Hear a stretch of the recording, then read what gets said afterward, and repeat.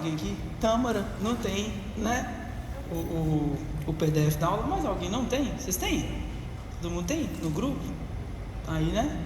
Quem tem precisa mandar para você, né? Eu não tenho seu WhatsApp. Vocês têm? Manda para ela aí, por favor. Por gentileza.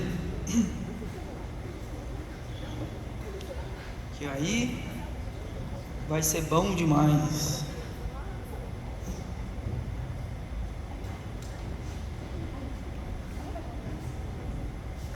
Alguém achou o telefone aí, gente? Tem um telefone aqui, ó. Tem um aqui também para aproveitar, né? É a capinha. Eu acho que o meu tá lá na salinha das crianças lá. Eu acho. Vou deixar o café aqui, gente. Fica mais fácil de pegar.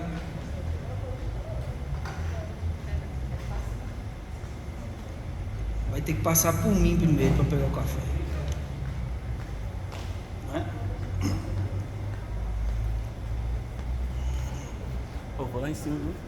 Depois você dá um grito. Você vai lá em cima? Mas você é um assistente meu, ué. Vocês viram aí, né, gente? Aí põe um professor novo na sala, todo mundo fica empolgado, esquece de mim, sobe, tá? É isso. Bom dia, gente. A paz do Senhor, amém? Vocês estão bem? Estão felizes de estar aqui hoje? Que bom que a gente está aqui, né? Isso é sinal que, de algum modo, Deus ele tem sustentado as nossas vidas, não somente a nossa vida, mas a nossa fé também. Amém? Deus ele cuida da nossa fé. Eu acho interessante, falando sobre isso, teve um determinado momento do ministério de Jesus que ele orou pela fé de Pedro. Jesus intercedeu por Pedro e em certo momento ele revela a Pedro: ó Pedro, eu intercedi pela sua vida porque o inimigo, Satanás, queria peneirar você como trigo. Ele queria cirandar com sua vida, né? Acabar com sua vida, mas eu intercedi por você para que quando você voltar, você encoraje e anime todo o restante dos discípulos. E foi justamente assim que aconteceu, né? Pedro, ele traz Jesus, né? 3 vezes ele nega ser o discípulo de Jesus, mas posteriormente à ressurreição de Jesus, Jesus tem um encontro com Pedro e Pedro reafirma outra vez o seu compromisso com Jesus, é isso? E ele se torna de fato um pilar da igreja primitiva, um líder em Jerusalém.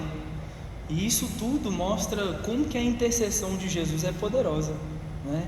Satanás poderia muito bem destruir, talvez, tocar na vida de Pedro, mexer na fé dele, mas Cristo intercedeu por Pedro, intercedeu pelos discípulos e Cristo intercede por nós também, amém? Jesus é o nosso advogado fiel, né? A gente aprendeu isso nos domingos para trás aí, né? Jesus é o nosso intercessor. Jesus intercede por nós, amém? E gente, nós iniciamos na aula passada, a gente vai recapitular aqui. A gente estava falando sobre o plano da redenção, é isso? No discipulado, para quem está aqui a primeira vez, nesse ambiente nós tratamos dos temas basilares da fé cristã, e não é porque é básico que é secundário, né, que não é importante, muito pelo contrário, são os fundamentos que são os temas mais importantes, as doutrinas mais importantes da nossa vida, e o crente novo convertido, quanto aquele que é velho de caminhada, precisa sempre estar relembrando e realimentando dessas doutrinas, desses fundamentos. E nós começamos o discipulado, nós tivemos uma aula que foi mais introdutória, a gente teve um devocional, enfim, mas quando a gente entrou mesmo nos conteúdos, né, no conteúdo do discipulado, a gente já falou sobre a criação, Não foi isso? A gente comentou sobre a criação. As coisas mais importantes que nós precisamos entender e crer acerca da criação é que Deus é o Criador de todas as coisas, não é isso? De que Deus fez tudo perfeito e bom, não é isso?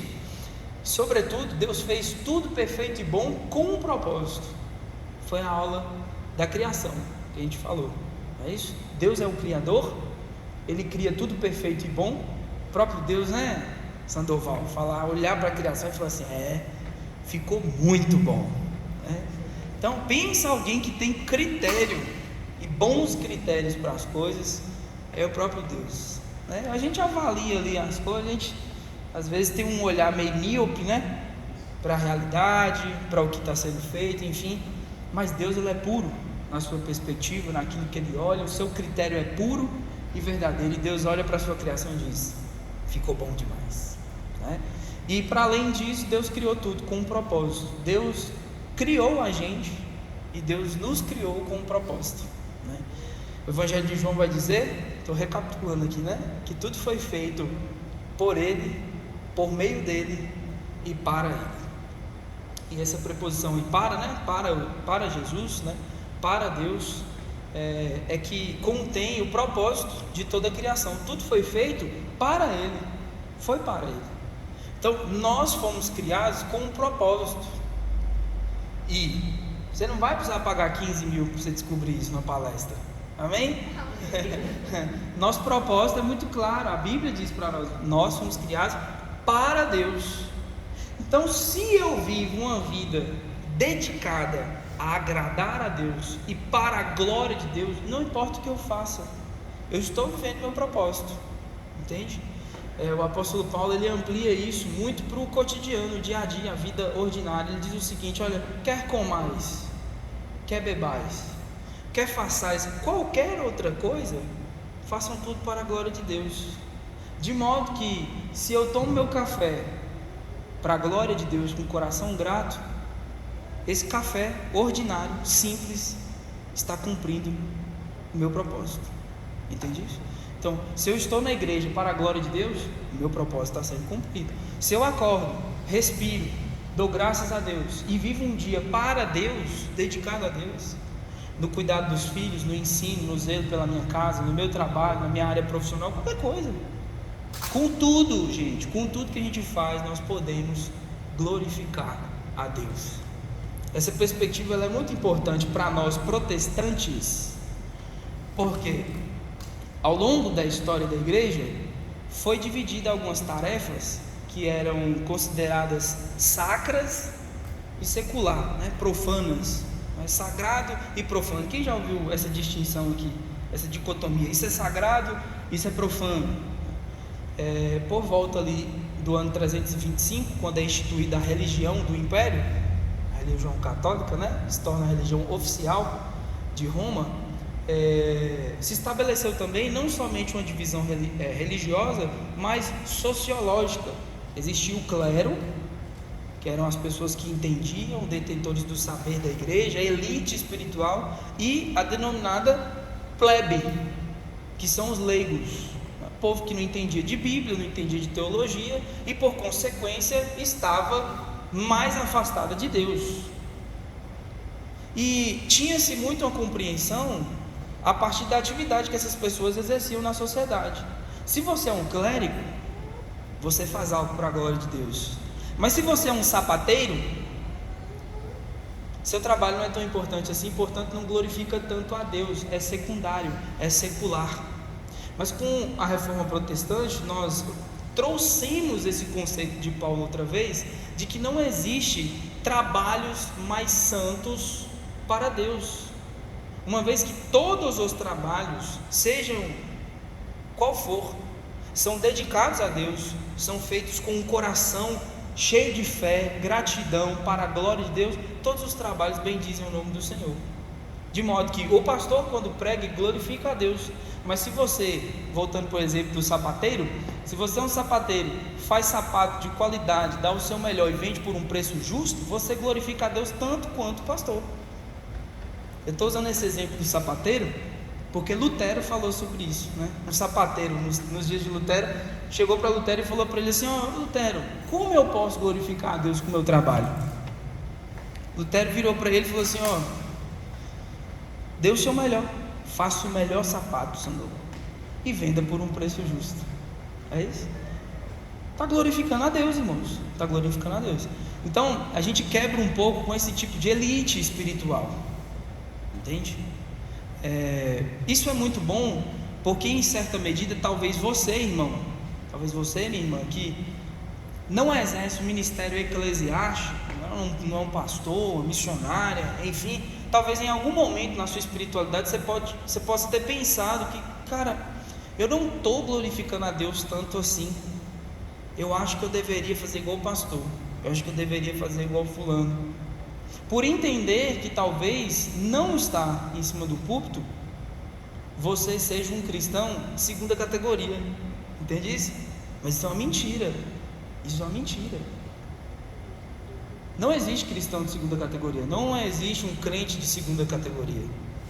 Existem os crentes, existe a igreja, pastores, líderes, os irmãos que servem tanto dentro quanto fora, estão na mesma missão de glorificar a Deus, na mesma medida, no mesmo pé de igualdade de relacionamento, no mesmo nível de dignidade perante Deus. Isso é muito importante para nós, para a gente entender sobre a criação. Então, foi até bom a gente ter falado sobre isso, a gente não falou isso na aula, né? Então, são coisas que elas vêm, né? Que complementam. A gente falou sobre isso na criação. Deus criou todas as coisas boas e com propósito. Então você tem um propósito, amém? Amém. Posteriormente a gente entrou na aula da queda, né? A gente falou sobre o pecado original. É aula difícil, né, irmãos? Primeiro pecado, João. Que coisa, né? Complicado. Olha só, Deus criou tudo perfeito e bom. E para o homem, quando eu falo homem, vocês entendem a humanidade, tá? Para o homem que foi criado perfeito e bom, Deus deu uma lei perfeita e boa. Qual era a lei do Gênesis? Qual era a lei do Gênesis? Lembra? Comer do fruto, não é isso? Deus mostra, olha, vocês podem comer de tudo que tem aqui no jardim, com exceção da árvore do conhecimento do bem e do mal. Essa lei perfeita também tinha uma pena perfeita e justa.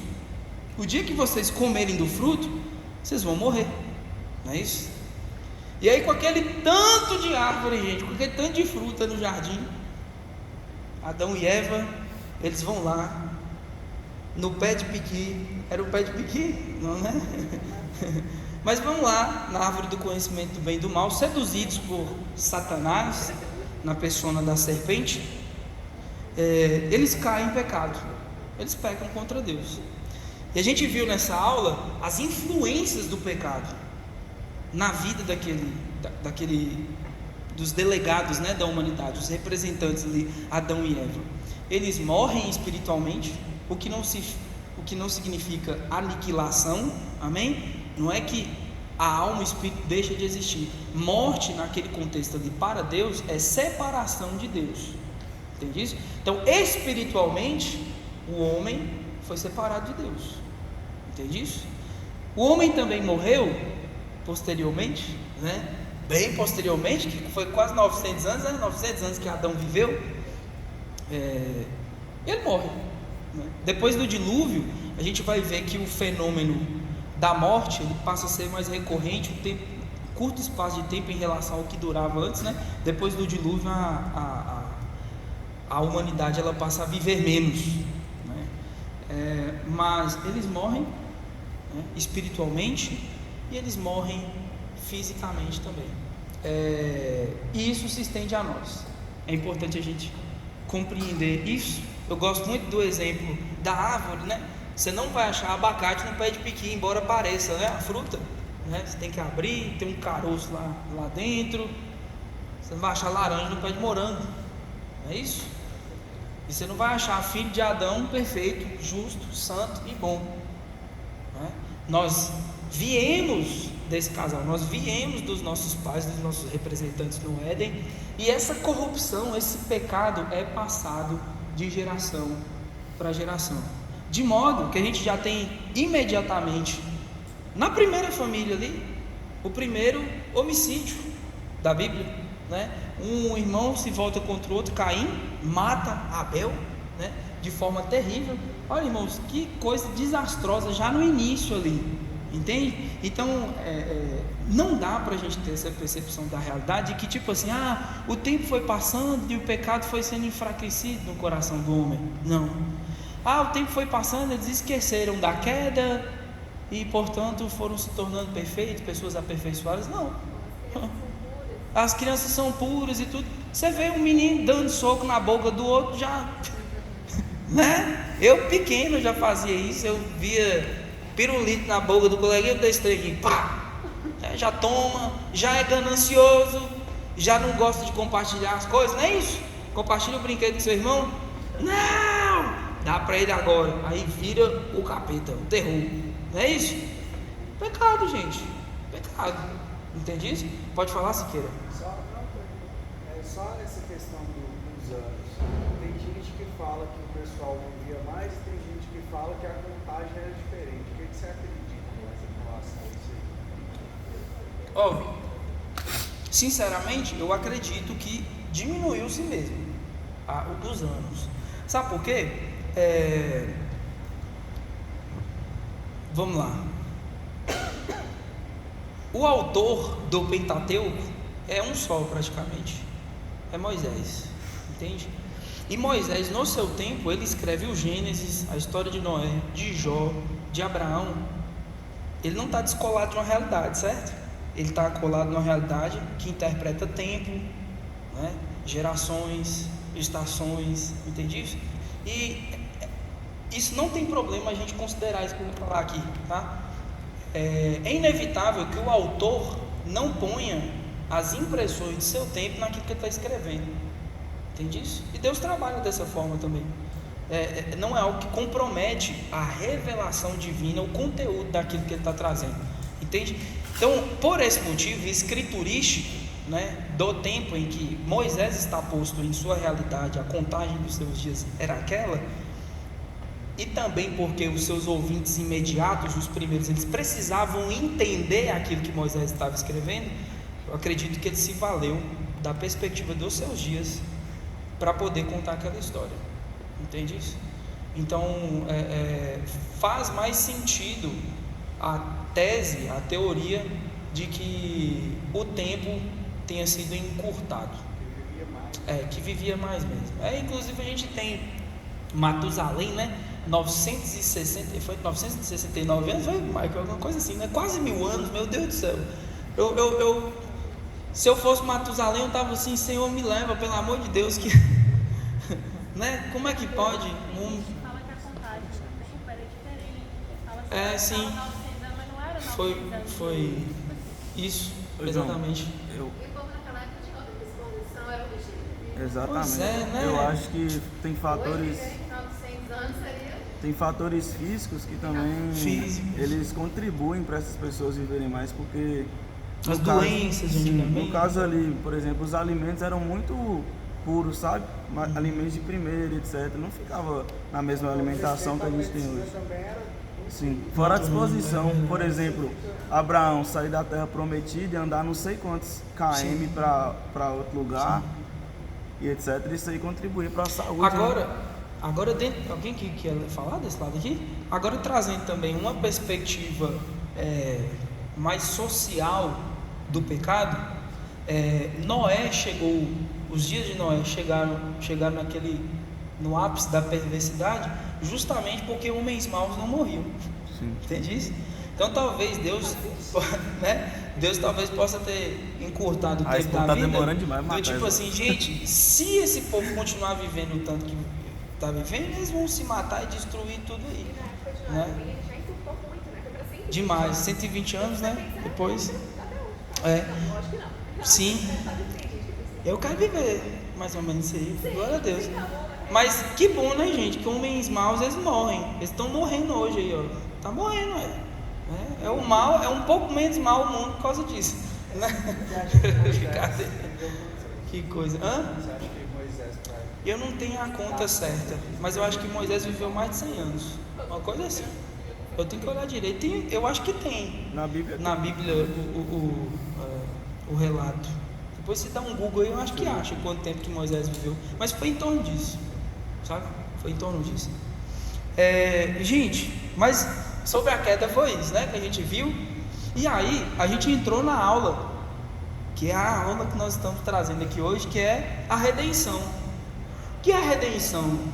A redenção é o plano de Deus, é a iniciativa de Deus para resolver um problema que o homem, a humanidade, criou, e que essa mesma humanidade também não tinha competência para resolver esse problema.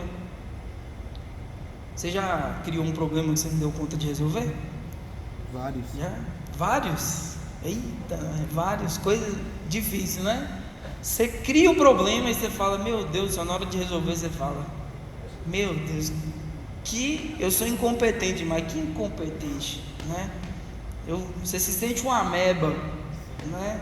De incompetente diante do problema. E o problema do pecado era um problema que não tinha solução nenhuma.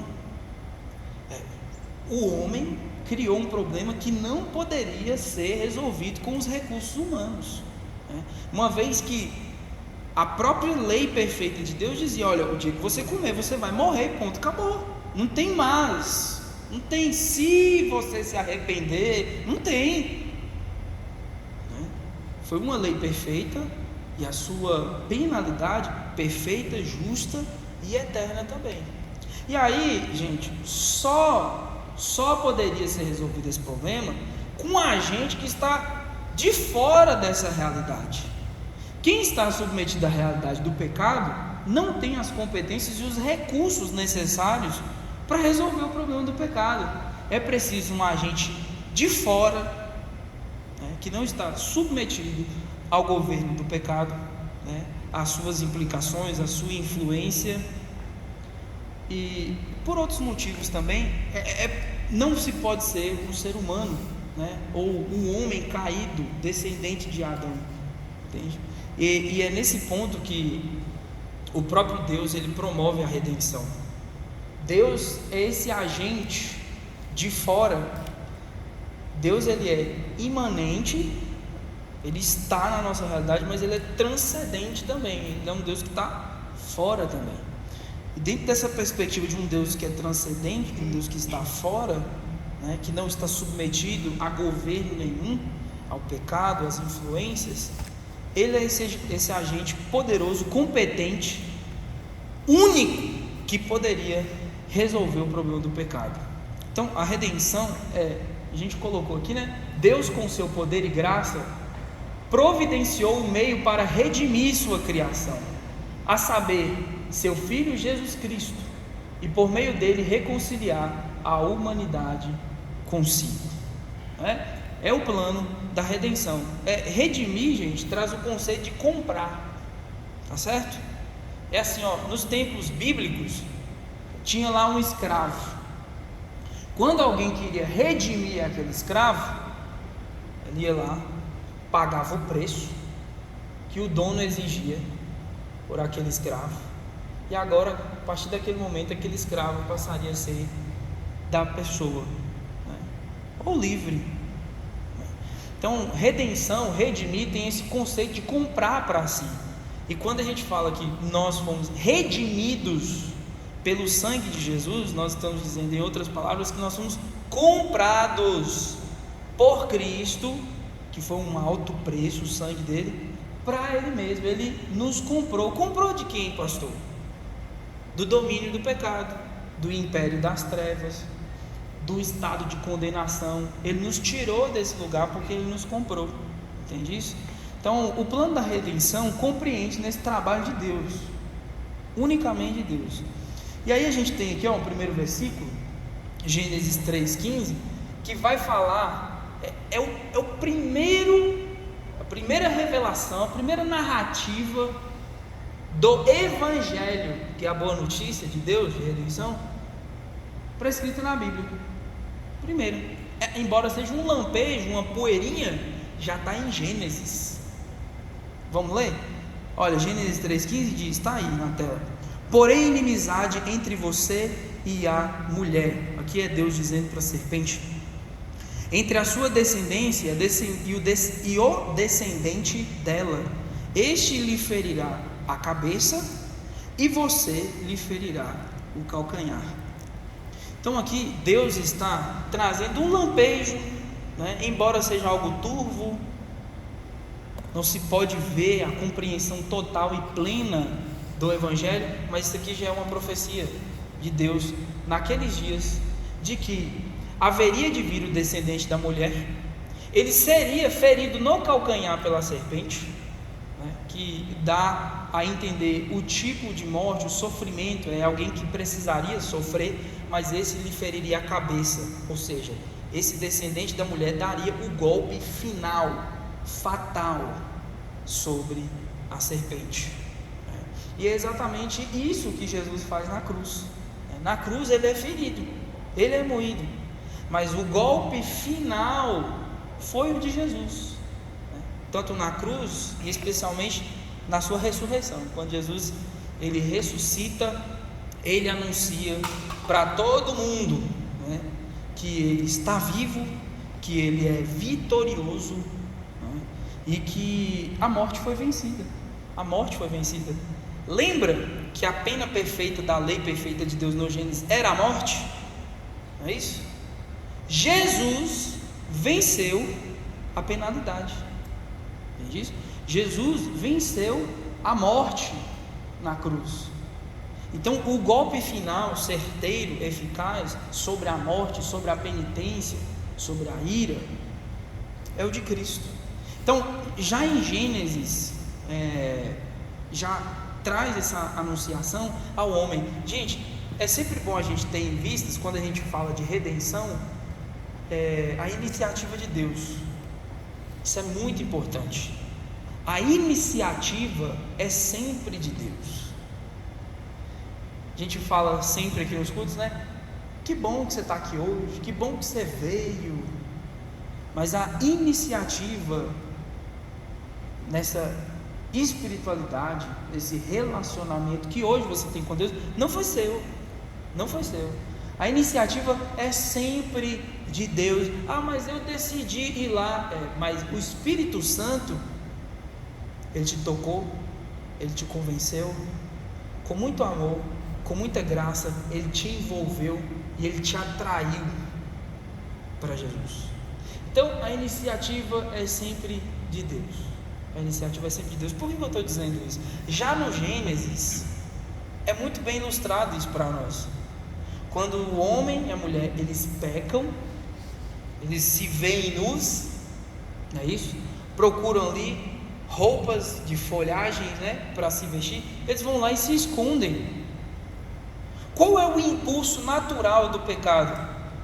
É o caminho contrário a Deus. Sabe disso? Então Adão e Eva eles pecam, eles fogem de Deus. Sabe o que é interessante? Deus, como de costume, na viração do dia, ele desce de novo sobre o lugar. Ele desce. É interessante quando a gente enxerga o Velho Testamento, Gênesis também, com a ótica neotestamentária daquilo que Jesus fez depois. Jesus desceu também, irmãos. Amém? Jesus, assim como Deus na viração do dia, desceu. Ele desceu. Então Deus, ele desceu e foi ao encontro do homem. Não foi o homem lá no Gênesis que foi: oh Deus, cadê você? Pecamos! E agora? Não, eles foram se esconder. E Deus desceu e falou com o homem. Ele falou com o homem. Então a iniciativa, gente, é sempre de Deus. Agora, tem uma pergunta muito interessante sobre esse fato de Deus ter descido. Por que Deus desceu? Por que Deus desceu? Tem um texto aqui que explica muito bem isso. E aí eu já vou te adiantar. Sabe por que Deus desceu? Por causa de Jesus. Foi por causa de Jesus. Também foi por causa da obra de Cristo. Muita gente me pergunta, às vezes, no discipulado, como que as pessoas eram salvas antes de Jesus morrer na cruz? Essa é uma pergunta muito interessante, porque nós somos salvos pelo sacrifício de Jesus, pela obra de Cristo Jesus, pela fé na obra de Cristo Jesus. Como as pessoas antes da morte e da revelação do Cristo, elas eram salvas? Como se Cristo não tinha morrido? E aí, mais uma vez, o autor aos Hebreus, ele revela isso, que assim como nós, é pela fé. É pela fé. Qual que é a diferença, irmãos? Nós somos salvos pela fé no Cristo que já veio. Os antigos eram salvos na fé no Cristo que viria. Entende isso? De modo que a cruz é o ponto central da história da humanidade. Ela tem efeito tanto progressivo como retroativo. Estão entendendo? Então todos aqueles que tinham fé na promessa de Deus que viriam, eram salvos. Abraão foi assim. Abraão foi salvo pela fé, por isso que ele é o pai da fé. Ele esperava pelas coisas eternas uma cidade que era construída por Deus, tendo por Deus arquiteto. Entende? Hebreus coloca isso. Então, pela fé no Cristo que viria. Nós fomos salvos na fé no Cristo que já veio, mas sempre foi na fé em Cristo. E aí, por que Deus desce, gente? Por que Deus desce? 1 de Pedro, capítulo 1, verso 20. Olha só. 1 Pedro. 1 Pedro 1:20. Olha que interessante.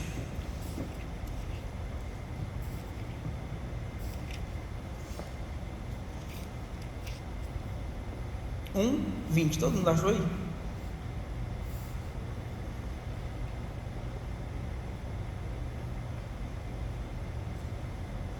Vamos ler o 18? Acho que o 18 não está aí no slide, não, né? Coloca o 18 aí, que a gente antecede um pouco, vocês vão entender melhor. Olha, sabendo que não foi mediante coisas perecíveis, como prata ou ouro, que vocês foram resgatados da vida inútil que seus pais lhes legaram, mas pelo precioso sangue de Cristo, como de um cordeiro sem defeito e sem mácula. Agora entra o versículo 20. Ele quem, gente?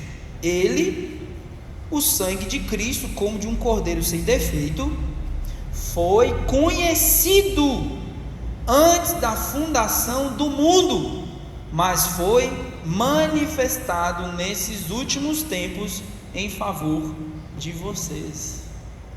Então, o plano da redenção não foi um improviso de Deus quando o pecado é cometido ali, quando Adão e Eva eles comem do fruto. Deus não foi lá correndo saber o que tinha acontecido e na hora ali ele cria um plano. Não, eu já sei como é que eu vou resolver isso. Deus não foi pego de surpresa. O plano da redenção, de acordo com o apóstolo Pedro aqui na sua missiva, ele antecede a criação do mundo. Olha que chique isso. Interessante, né? Antes da fundação do mundo, Cristo em forma de cordeiro foi conhecido. Essa figura do cordeiro de Deus, Agnus Dei, né? A gente canta, saber que Agnus Dei é cordeiro de Deus, né? Essa figura do cordeiro de Deus, Jesus como cordeiro que haveria de ser imolado e oferecer o seu sangue, Jesus nessa figura de cordeiro, ele foi conhecido nessa figura antes do mundo ser formado. Então Jesus, veja bem, Jesus antes da criação do mundo já era o cordeiro de Deus. Entende isso? Jesus antes da criação do mundo já era o cordeiro de Deus. E aí, irmãos, a narrativa bíblica sempre vai nos ensinar que o relacionamento de Deus com homens caídos acontece mediante a vida do Filho, Cristo Jesus. É somente por Cristo. Cristo não é o único mediador entre Deus e os homens, não é isso? Ele não passou a ser. Ele sempre foi. Ele sempre foi. Por que Deus no Velho Testamento era misericordioso com muitas das pessoas? Porque um dia o Cordeiro que foi conhecido antes da fundação do mundo seria manifestado e cumpriria o propósito da cruz. Entende isso? Sempre o relacionamento com o homem, com Abraão, com Moisés, com os profetas, com os reis, sempre foi numa perspectiva de entrega do Filho na eternidade. Entende isso?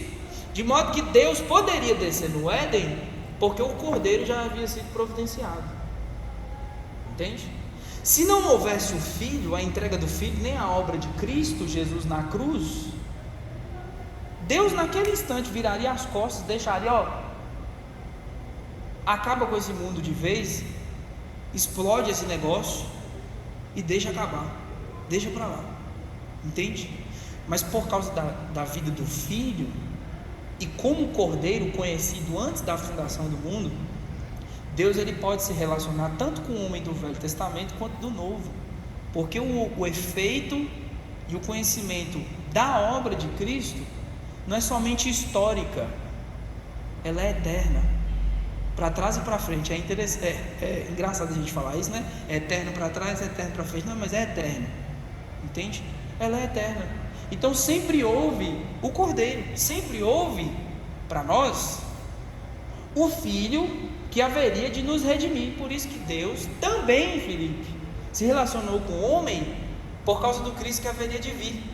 Hoje ele se revela, Deus se relaciona conosco por causa da fé do Cristo que já veio. Antes, Deus se relacionava por causa do Cristo que haveria de vir. Entende isso? Então sempre o caminho é Jesus. Pode falar, irmão. Você falou lá no caso de Abraão, mas às vezes eu fico com dúvida, por exemplo... Fala no microfone para poder sair aqui.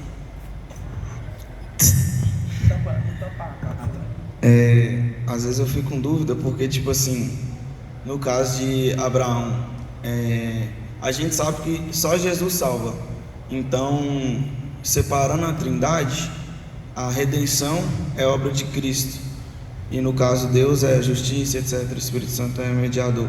Mas no caso de Abraão, ele foi salvo porque ele creu em Cristo, ou o fato dele ter crido em Deus amputou a salvação para ele? Eu tenho essa dúvida. Gente, o que acontece? A revelação, inclusive, deixa eu ver aqui se eu separei esse texto. Na verdade ele está lá na frente. A gente vai ler Gálatas 4:4, que é a plenitude da revelação acerca de Jesus. Abraão, por certo, tanto ele como Moisés, os profetas, eles conheciam parte da revelação, entende? Só que essa revelação implicava num Salvador, entende? Já ali na promessa, na aliança que Deus faz com Abraão, olha, em ti farei bendita todas as famílias da terra. Mas como que Deus faria bendita todas as famílias da terra, né? Povos de tribos, línguas e nações? Como que Deus faria isso? Sendo que o povo era pecador, sendo que a humanidade estava caída. Tinha que ter um Salvador nesse plano, entende? Então, quando Abraão, mesmo não tendo a visão plena de tudo descrita como iria acontecer, diferente de Isaías, Isaías ele tem uma visão muito clara acerca do sacrifício de Jesus. Mesmo ele não tendo, ele escolheu depositar essa fé no plano de Deus, entende? Então, toda vez que alguém depositou a fé naquilo que Deus estava dizendo, naquilo que Deus estava propondo, de algum modo essa pessoa também estava crendo em Cristo Jesus, porque aquilo que Deus estava revelando sempre envolveu o próprio Cristo, entende? E aí você falou dessa concepção da Trindade, não tem como crer em Jesus e não crer em Deus. Sim. Entende isso? Tem algumas pessoas que fazem esse tipo de recorte, tipo assim, eu acredito em Jesus, mas o Deus, Pai, eu não acredito muito nessa ideia, Espírito Santo, eu acredito no Jesus homem lá que foi revelado, o Jesus histórico, eu acredito, tudo mais, um mestre maravilhoso, filósofo, que muita gente coloca, mas dentro da perspectiva cristã, só se pode crer em Cristo crendo na Trindade. Só se pode crer em Deus crendo na Trindade. Só se pode crer no Espírito Santo crendo na Trindade, porque nosso Deus é um. São 3 pessoas. É complexo, né? Tem muita gente que tem essa dúvida, né? Como assim 3 em 1? Como pode ser Deus 3 e 1? Mas de forma objetiva, prática aqui para nós, são 3 pessoas que usufruem, que vivem pela mesma divindade, mesma glória, mesmo caráter, mesmo poder. Entende? Na teologia da Trindade, como que a gente distingue Deus? A gente distingue Deus ontologicamente e economicamente. O que eu quero dizer com ontologicamente? Quando a gente fala de Deus ontológico, a gente está falando da essência de Deus. E a essência de Deus é uma só, Camila. Deus é bom?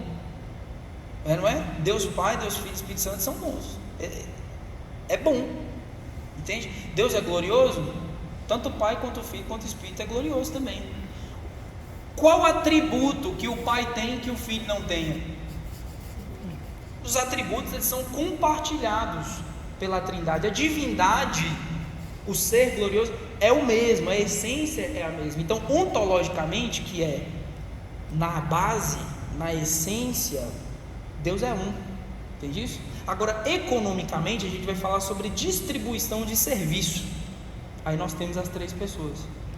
O Pai tem um papel diferente do Filho, que difere do Espírito, que difere do Pai. O Pai envia, o Filho salva e o Espírito convence os pecadores a crer no Filho que foi enviado e ter relacionamento com o Pai. Entendeu mais ou menos aí? Então está tudo ligado. O Pai envia o Filho vai, e o Espírito glorifica o Filho e faz com que os pecadores creiam na pessoa do Filho para ter relacionamento com o Pai. Então, tudo parte lá do Pai, economicamente falando, parte do Pai e volta para o Pai. Entende isso? Então, a Trindade, ela é compreendida nesse sentido. Não são 3 deuses, viu? Isso é muito importante. Oi, João. Né? São 3 pessoas que vivem a mesma divindade, a mesma natureza, os mesmos atributos, a mesma glória, né? Só que se distingue como pessoa no plano, no serviço e na atuação. Amém? Pode falar, João. Se vocês quiserem participar, vocês falam, meu jeito. Conversa demais. Tem alguma...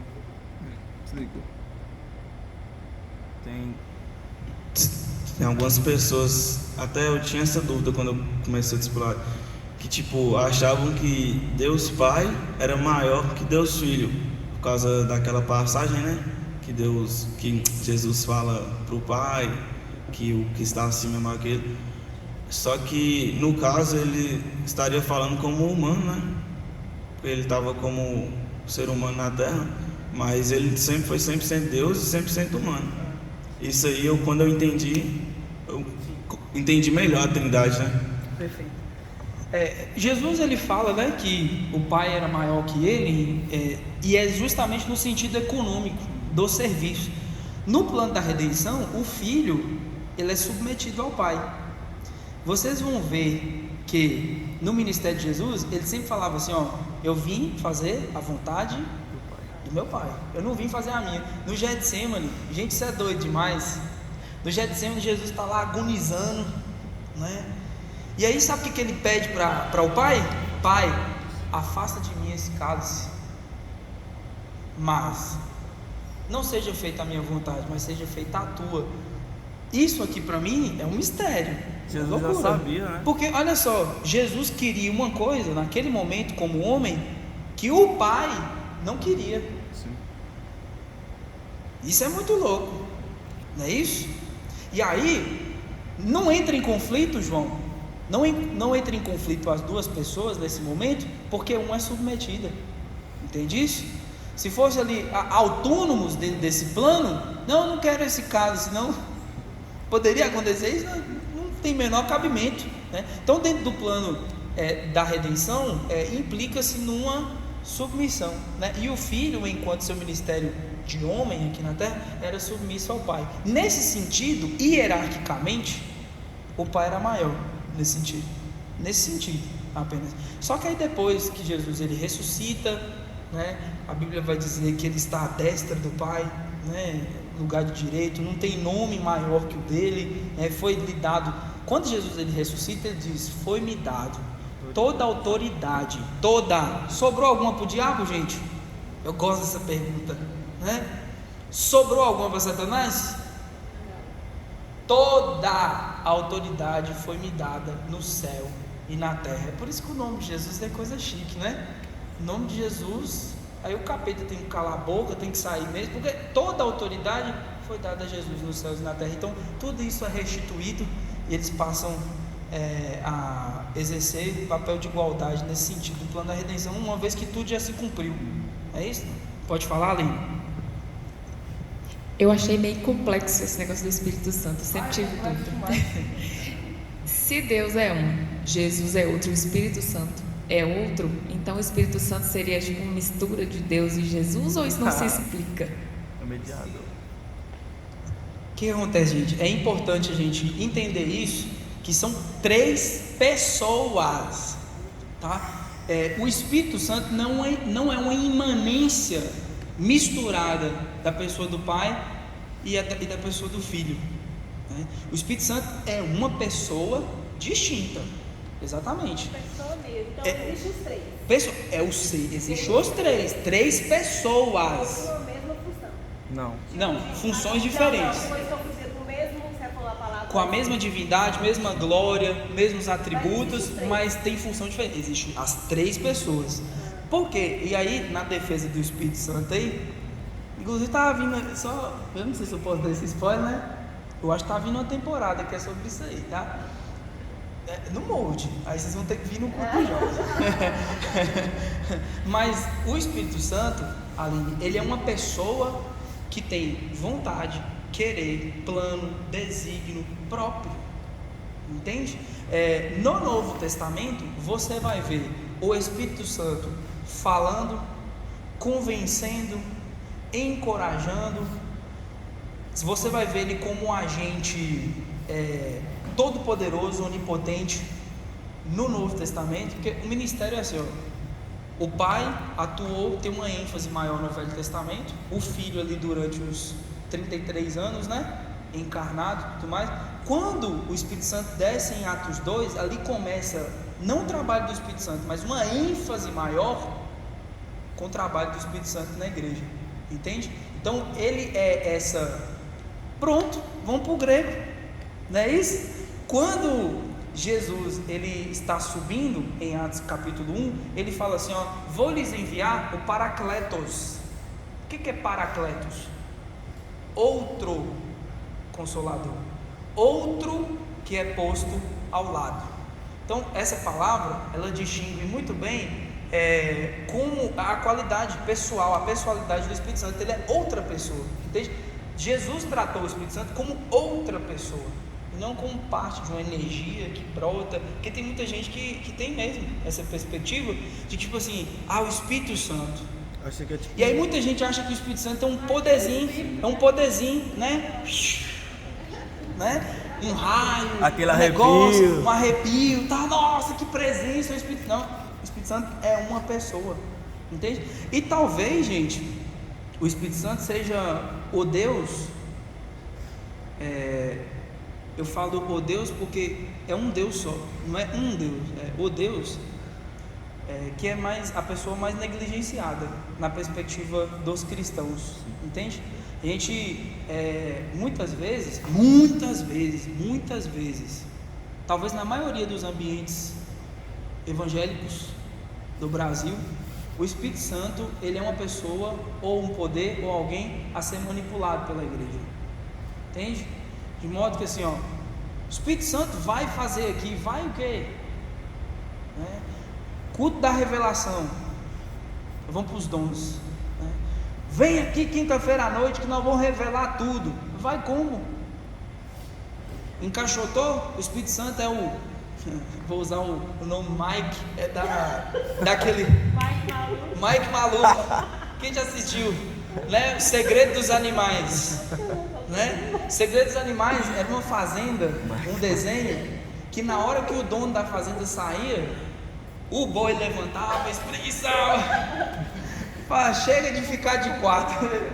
O boi, na verdade, ele caminha com as duas pernas, né? E aí eles faziam festa no celeiro. E aí dentro dessa festa tinha um cara especial, um bicho, né? Um ouriço, não sei qual é o nome daquele bicho, não, que chamava Mike Maluco. Não é esse Mike, não. Na hora da festa, gente, que eles falam assim, agora vai chegar o ápice da festa. Agora nós vamos ficar doidos. Solta o Mike Maluco. Ô gente, mas isso parece demais com o que muita gente faz, acha que faz, né? Com o Espírito Santo na igreja. Do tipo assim, ó, nossa, agora sim, parece que o povo está orando alto. Olha, agora é o ápice. Vem, Espírito Santo! Parece que o teto vai desabar. Pronto, acontece. Solta o Mike Maluco. Não é isso? Solta o Mike Maluco.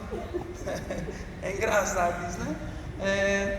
Mas muita gente faz isso, né? Solta o Mike Maluco, solta o Espírito Santo, que agora é a hora dele fazer o reboliço aqui nas igrejas. E não, gente, não, o Espírito Santo ele é uma pessoa soberana. Nós, enquanto crentes, veja bem isso, nós enquanto crentes estamos submetidos ao Espírito Santo. Paulo em Efésios vai dizer o seguinte, ó, vocês não estão na carne mais, vocês estão sob o governo do Espírito Santo. Por isso que ele vai dizer, olha, não embriagueis com vinho, mas encham-se do Espírito Santo, porque o Espírito Santo agora que governa a nossa vida, a igreja. Então é assim, ó, ele é uma pessoa, e ele que dá destino, desígnio, ele que atua na igreja, e a gente está submetido à vontade dele, não o contrário. Aline, depois Tâmara, pode falar. Só para completar a pergunta. Virou, foi algo de trindade, acho. Isso aí é complexo. Para orar, eu não sei se a gente vai ter essa parte. Ótima pergunta. Mas para orar, a quem a gente deve destinar a oração? É ao Espírito Santo, a Jesus, a Deus? Excelente. A gente vai falar isso na aula de devocional, viu? Nas próximas aulas a gente vai falar só sobre devocional. A gente vai entrar no tema da oração. Mas respondendo a sua pergunta, nada te impede de falar com o Espírito Santo, nada te impede de falar com Jesus, nada te impede de falar com o Pai. Só que o Novo Testamento ele traz uma ordem na oração, entende? De modo a deixar isso mais claro e até para a gente compreender e crer na Trindade. A oração ela deve ser feita ao Pai, não é isso? Jesus ensina, quando vocês forem orar, podem orar assim, olha, Pai nosso que está no céu. Então a oração é feita ao Pai, em nome de Jesus, conduzida e inspirada pelo Espírito Santo. O Espírito Santo, ele é o nosso ajudador na hora de orar. A Bíblia diz em Romanos que ele intercede por nós com gemidos inexprimíveis. Não é isso? Então quando a gente se põe a orar, o Espírito Santo também está intercedendo com a gente. Ele está orando com a gente, de modo que ele leva ao Pai também as nossas orações. Aquilo que nós não conseguimos dizer perfeitamente em palavra, o Espírito Santo é meio que, ele traduz isso a Deus. A gente olha Deus, olha, é isso que a Aline está querendo, entende? Então receba essa oração. Então ele trabalha nessa intercessão. Então a oração ela tem uma ordem neotestamentária que é essa: faça ao Pai, em nome de Jesus, conduzida pelo Espírito Santo. Entende? É para sair ali, ó.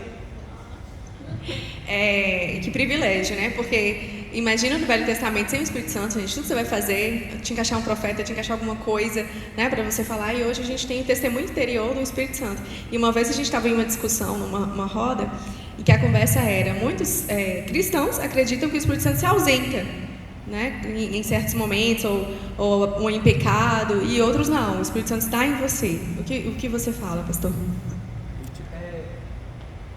Essa pergunta é interessante porque, mais uma vez, a gente volta àquele lance lá, aquela perspectiva de controlar o Espírito, de modo que a nossa vida condiciona o Espírito Santo a um certo tipo de atividade. Tipo assim, você pecou, ele saiu, pediu perdão, ele entrou de novo, pecou, saiu, pediu perdão, entrou de novo. Aí o Espírito Santo fica que ele entra e sai mais de nós do que a gente da própria casa, entende? Nem você sai esse tanto da casa que você mora, né? O Espírito Santo fica entra e sai.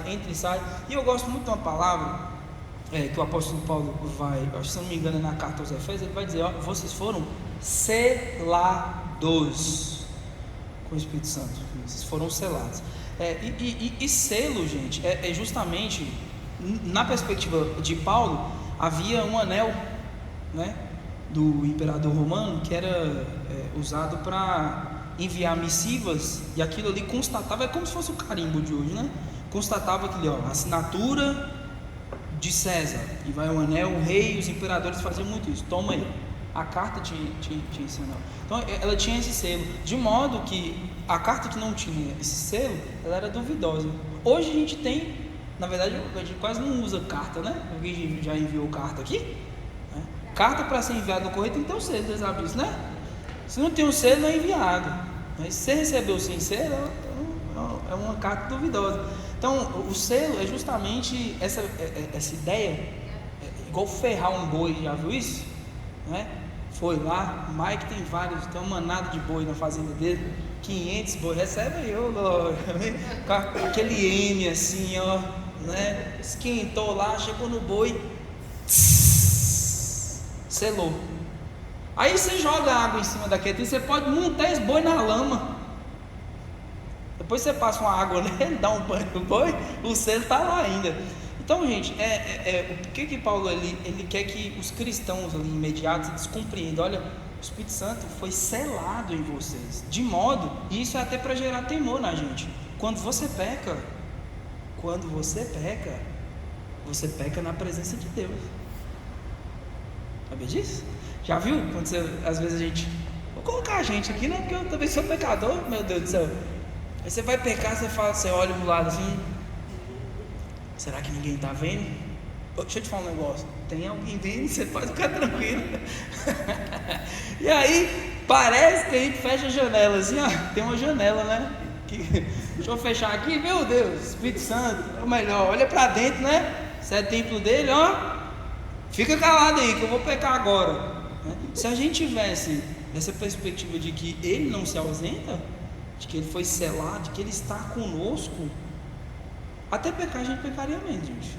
Não é verdade isso? Né? Por temor a Deus. E de modo que quando a gente peca, o acesso está ali muito perto de nós. Está em você. O que você tem que fazer? Pedir perdão pelos seus pecados. Você pode se dirigir a ele ali. Espírito Santo, eu sei que você está comigo. Eu sei que o Senhor está comigo. Me perdoa porque eu te negligenciei, eu te ofendi, eu te entristeci. Sabia que é possível entristecer o Espírito Santo? Paulo ele traz isso, olha, não entristeçais o Espírito Santo. O Espírito Santo ele fica triste quando a gente peca. Então, olha, não entristeçam o Espírito Santo, perdoa o Espírito Santo, eu te entristeci. Em nome de Jesus, ó Pai, me lava com teu sangue, me perdoa, me purifica. E aí, o que você faz? Sacode a poeira e continua caminhando. É isso que tem que fazer. Mike, depois Felipe, pode ser? Nós somos corpo, alma e espírito, né? Também. Qual a ligação tem o nosso espírito com o Espírito Santo? Perfeito. O que acontece, Mike? Essa é uma questão, não é das mais polêmicas, não, mas ela é uma questão assim, às vezes você fica pisando em ovos para falar sobre isso. No que concerne a antropologia humana, você falou aí, nós somos alma, corpo e espírito, certo? Você deve saber disso, né? Dentro da teologia tem muita gente que distingue, tem talvez duas vertentes que são mais famosas aí, né? Que é a tricotomia e a dicotomia, não é isso? Os tricotomistas creem que o homem é corpo, alma e espírito, não é isso? E os dicotomistas acreditam que o homem é corpo, alma e espírito, eles interpretam como termos intercambiáveis, de modo que assim, ó, o homem é parte material e parte imaterial, entende isso? Então assim, ó, eu acho, eu não estou dizendo que é isso, mas eu acho mais fácil a compreensão da parte material e imaterial, porque às vezes ficam, eu não sei se vocês têm, eu tenho essa confusão, fica aquela confusão. Peraí, mas o que é mesmo o espírito do homem? O que é a alma? Né? Na Bíblia vai trazer uma terceira linguagem que para o hebreu era muito importante, que era o coração. Né? os pensamentos do coração, mas o coração pensa, né? A gente vai encontrar nos Salmos esse tipo de linguagem, mas o coração pensa, eu achei que pensava era o cérebro, né? E aí, eu acho que essa compreensão, ela é interessante, no sentido de quando você põe a pessoa do Espírito Santo, no que difere? O nosso espírito, se a gente pode dizer assim, a nossa parte material, seja dicotômico ou tricotômico, se a gente entende que é alma e espírito, ou se são termos intercambiáveis, o que é importante a gente entender é que nós somos uma pessoa diferente da pessoa do Espírito Santo, de modo que ele habita em nós sem se misturar, entende? Do tipo assim, quando o apóstolo Paulo fala assim, que nós somos um com Cristo, né? Não significa que a gente é Cristo, né? A gente está unido, bem unido a Ele. Então a linguagem do Espírito Santo está em nós, nós estamos muito unidos a Ele, de modo que Ele habita em nós, mas o Espírito Santo continua sendo o Espírito Santo, né? É uma pessoa, e nosso espírito é outra pessoa. Aí você perguntou como que se dá essa relação, foi isso? Né? Como que se dá essa relação? O Espírito Santo, ele trabalha com a influência dele em nós. Então, de modo que ele comunica ao nosso interior, ao nosso coração, à nossa mente, a palavra de Deus, a vontade de Deus, nos empodera também a viver e obedecer a palavra de Deus. Então, ele habita, mas a ação dele sobre nós é uma ação separada de nós, a par de nós, é uma ação que ele está fazendo em nós e não conosco. Não sei se você entendeu isso. Tipo assim, é como se eu fosse o Espírito Santo, né? E aí eu estou mexendo aqui no Felipe, acorda, você está dormindo na EBD, Felipe. A ação é minha, entende? Mas é em Felipe, entende? Então tem essa diferença, mas nós estamos unidos. Sim. É porque eu estava pensando o seguinte, Deus nos fez mais imagem e semelhança dele. E Deus não é carne, Deus é espírito, né? Totalmente espírito. Deus é espírito. Entende? Então, quando fala imagem e semelhança, eu entendo que é sem corrupção, sem um pecado, né? É uma forma santa. E ao que nós vamos nos santificando, né? Vencendo o pecado e tal, nós vamos voltando para essa semelhança dele. Aí eu, sei lá, tipo assim, por exemplo, eu entendo que a alma é quem somos e nós precisamos de um corpo físico para viver nessa terra, né? E o nosso espírito é a porção de Deus. Tem gente que fala assim, quando você morrer, sua alma vai para o inferno, no caso, perder a salvação, né? Vai para o inferno e seu espírito volta para Deus. Então, essa questão essa ligação, né, que eu fico meio confuso em relação a isso.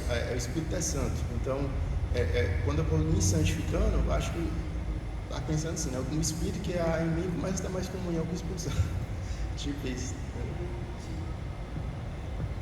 É um pouco confuso isso mesmo, só que assim, dentro ainda da antropologia, né, do que concerne a formação do homem, é meio complicado a gente conceber que parte de nós, veja bem, é uma parte essencial, é uma parte mesmo real de Deus.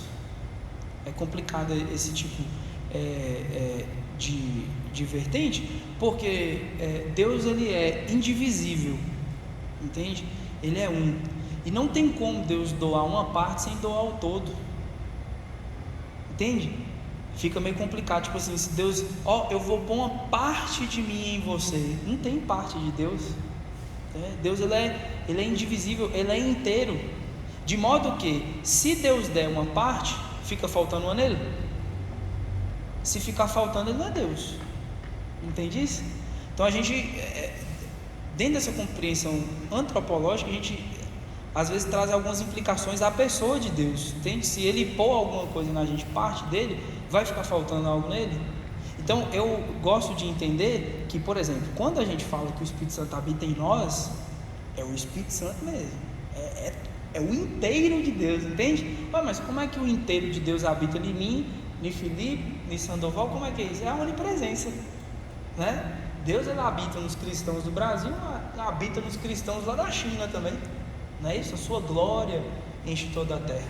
Então é bom a gente fazer essas divisões. Quando eu começo a entrar nessas, às vezes as neurazinhas, né?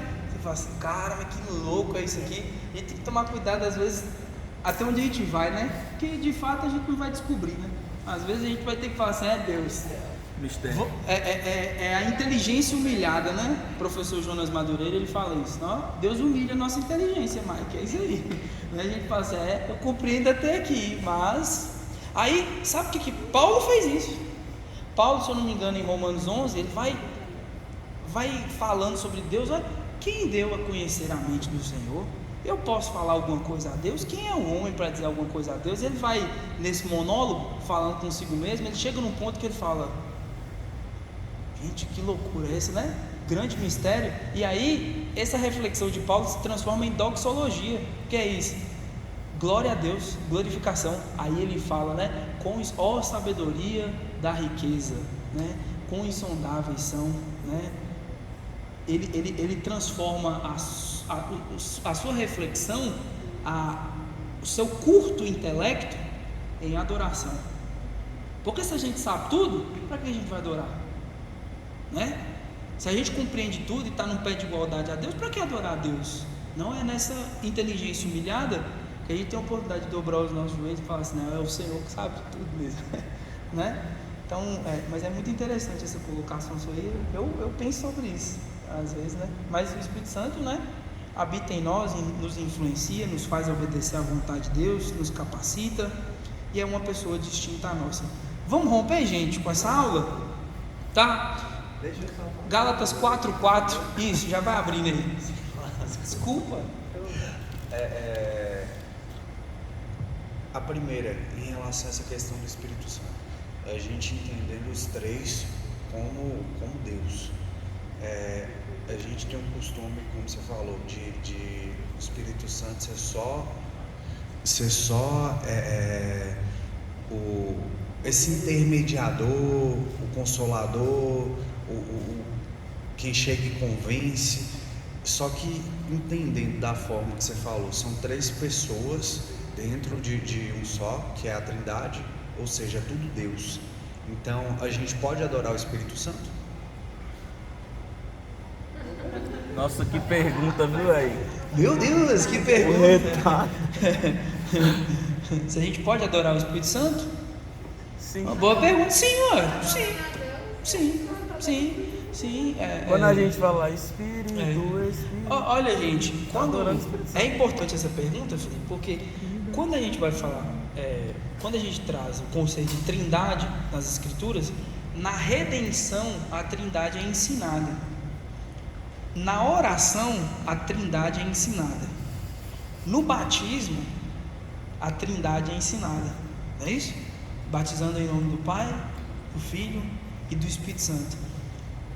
O que os escritores do Novo Testamento eles pretendiam com isso? Nos educar, entende? De modo a tornar a fé cristã no Deus Trino mais inteligível, mais aplicável, mais prática. E na adoração não é diferente. A gente adora a Jesus, né? E adorar Jesus agrada o coração do Pai. E quem nos move em adoração é o Espírito Santo, entendeu? Então a gente pode adorar o Pai, a gente pode adorar o Espírito Santo, adorar Jesus, né? Só para a organização da adoração, Jesus precisa ser o centro, entende? Porque ele é digno de louvor, né? Que os escritores do Novo Testamento vai trazendo, né? Louvemos a Jesus, né? No final do Apocalipse, quem é a pessoa a ser adorada, em que todas as tribos, línguas e nações irão se dobrar e dizer só o Senhor é Deus? É Jesus, é a pessoa de Jesus. Então o Novo Testamento nos ensina a trazer essa ênfase maior, adoração a Jesus, mas não impede da gente bem dizer, falar bem, não é isso que é a palavra? Falar bem, louvar o Espírito Santo, a pessoa do Pai, né?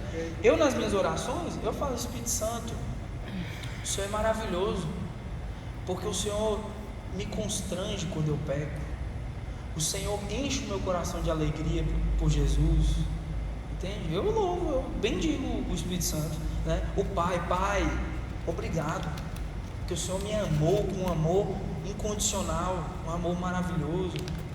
É interessante, sabe? Eu acho que uma adoração madura, um cristão maduro, compreende Deus por completo, entende? Então você pode, é que nem eu falei para a Lina ali, nada te impede de se referir, né, direcionar ao Espírito Santo, a Jesus, ao Pai, entende? Então, tendo Jesus como centro, é só uma questão de organização, entendeu? Da nossa espiritualidade, do nosso relacionamento. Porque fica muito essa questão de a gente compreender Deus como Deus, Sim. Jesus como Salvador, e o Espírito Santo como essa pessoa que vai ficar fazendo essa interligação. Sim. E às vezes esquecer que o Espírito Santo é uma das pessoas Perfeito. da Trindade e é Deus, entendeu? Sim.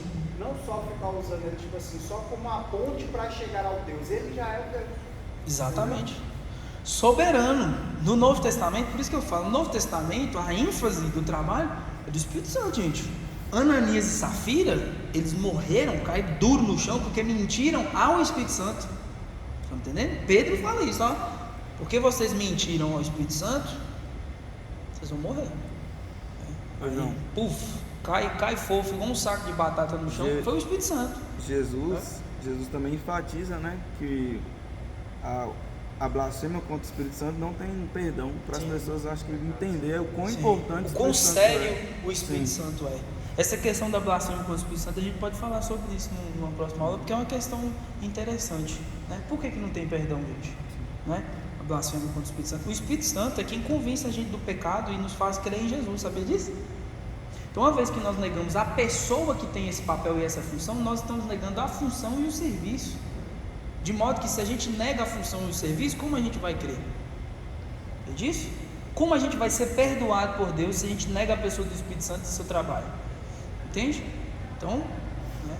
E já no contexto lá de Jesus sobre blasfêmia do Espírito Santo é outra coisa, né? É atribuir a ação do Espírito Santo à ação de demônios. Falar que o que Deus está fazendo é demônio que está fazendo. Vamos ler Gálatas 4:4, a gente finaliza essa aula? Pode ser? Os irmãos já estão descendo ali já?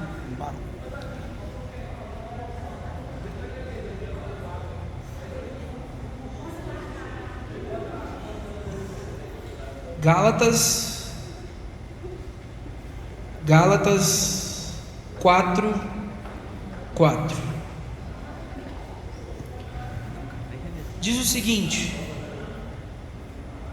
mas quando chegou a plenitude do tempo, Deus enviou o seu filho, nascido de mulher, nascido sob a lei, verso 5, para resgatar os que estavam sob a lei, a fim de que recebêssemos a adoção de filhos. E porque vocês são filhos, Deus enviou o Espírito de seu Filho ao nosso coração, e esse Espírito clama: Abba, Pai. Assim você já não é mais escravo, porém filho, e sendo filho também é herdeiro por Deus. Amém, irmãos? Então, o que o apóstolo Paulo vai dizer aqui?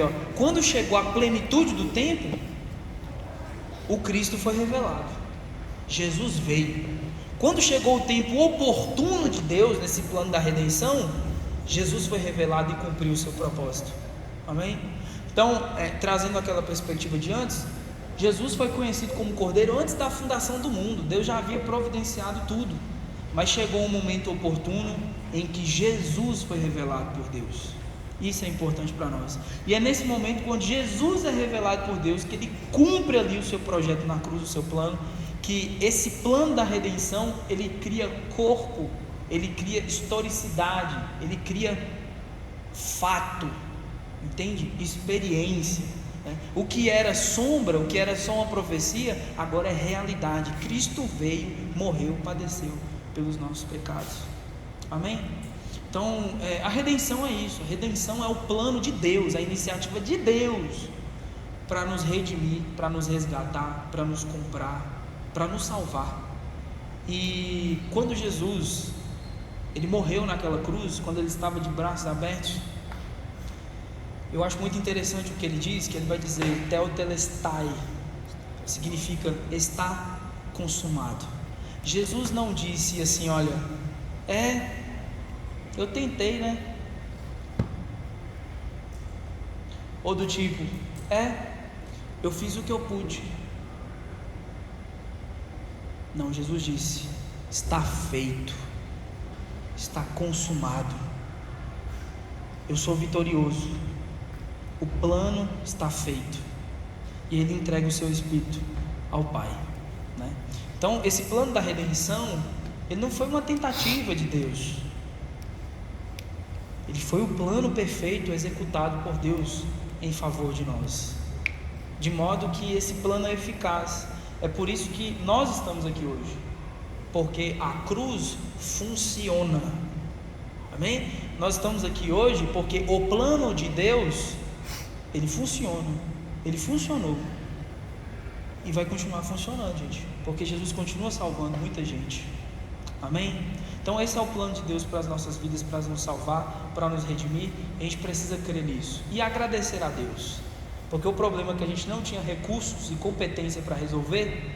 Deus Todo-Poderoso desceu. Ele desceu e resolveu por nós. Ele fez por nós. Amém? Vamos colocar de pé. A igreja também coloca de pé, que a gente vai orar todo mundo junto, né? A gente despedir.